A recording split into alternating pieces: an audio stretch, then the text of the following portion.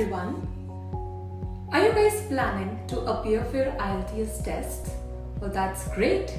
Grab your pencils and get ready to note the 5 essential tips and tricks for the IELTS test.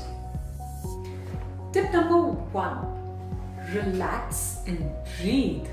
Seriously, I have seen students sweating more during the IELTS exam rather than they do on a hot summer day, and that makes it worse. Tip number 2. Practice, and practice some more. I know it gets difficult, it gets boring while you're practicing, but trust me, that is the only thing that will get you through the test. Tip number 3. Identify your weak areas.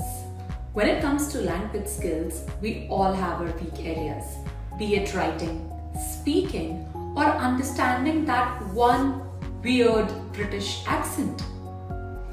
Trust me, try to figure out the weak areas and eliminate them. Tip number 4. Expand your vocabulary. Now, I'm not saying that you must memorize the entire Oxford English Dictionary. However, what I am requesting you to do is to figure out certain synonyms for the word, example, plenty, which you would use on a regular basis. That is how you improve your vocabulary. And finally, tip number 5. Immerse yourself in the language. Listen to English music, watch English movies.